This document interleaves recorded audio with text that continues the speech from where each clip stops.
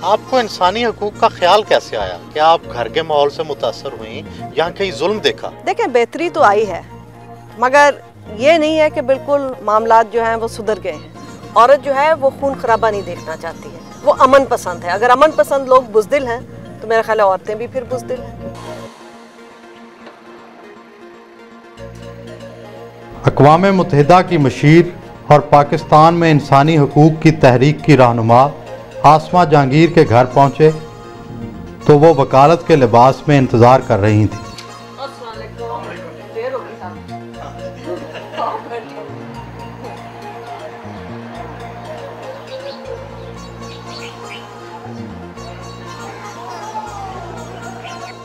क्या आपकी सुबह पाकिस्तान की लाखों औरतों की सुबह से मुख्तलिफ होती है?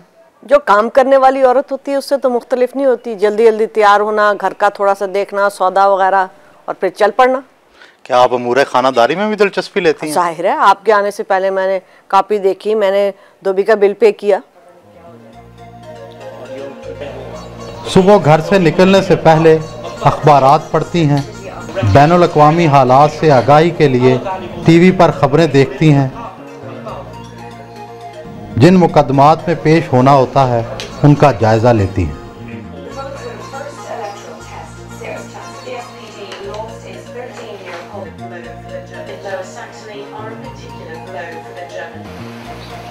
वो घर के मामलात से गाफिल नहीं रहती, घर की खरीदारी में भी दिलचस्पी लेती हैं।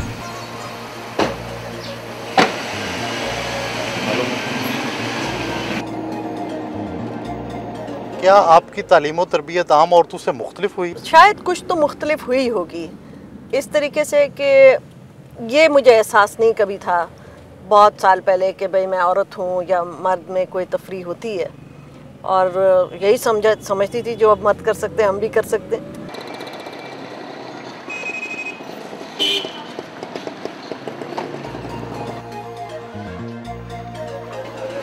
सुबह को वक्त मिले तो वो गोश्त और मछली खरीदने खुद मार्केट जाती हैं।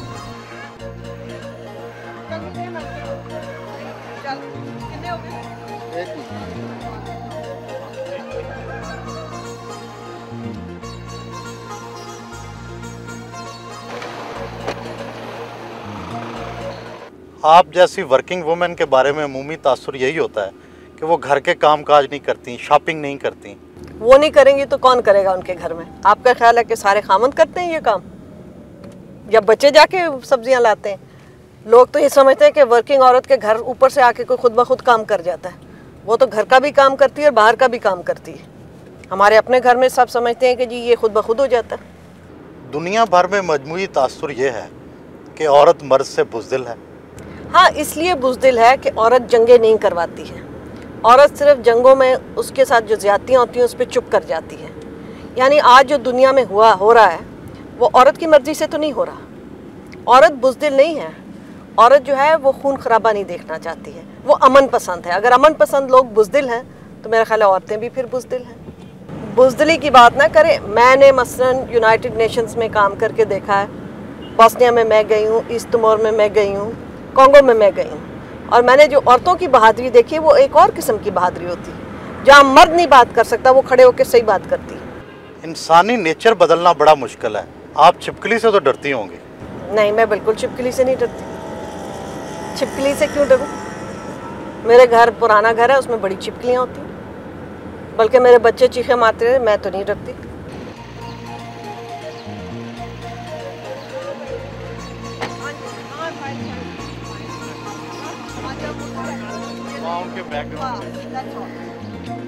वो औरतों के मुकदमात में खुद पेश होती हैं, ख़वातीन कैदियों से मुलाकात करके उनके मसाइल मालूम करती हैं।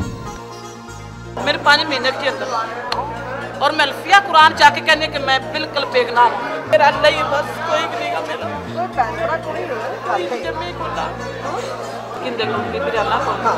अपना नाम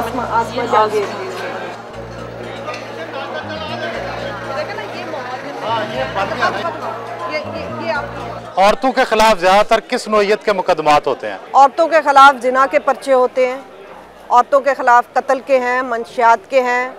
ऐसी औरतें भी अंदर हैं जहाँ पे एक लड़का और लड़की अगर भागे हैं तो लड़की वालों ने पूरे ख़ानदान को अंदर कर दिया है। ऐसी भी औरतें हैं जिनके ऊपर जिनाबुल जबर हुआ होता है और उनको अंदर कर दिया जाता है। कैदियों के साथ कैसा सलूक किया जाता है? क्या उन्हें बेड़ियां पहनाई जाती हैं? आप देखते हैं कि बेड़ियां भी पहनाई जाती हैं, जानवरों की तरह अंदर बंद किया जाता है।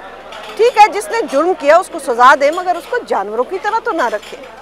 यानी लगता है कि पाकिस्तान में हर बंदा जो है वो टेररिस्ट चला रहा है।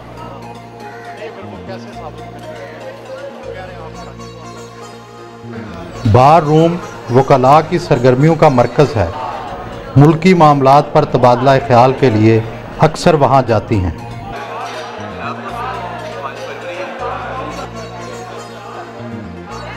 अदालती अमूर से फारिग होकर वो अपनी बाकी सरगर्मियों पर तवज्जो देती हैं।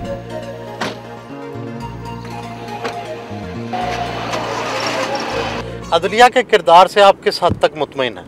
कोई मुतमईन है? हो सकता है।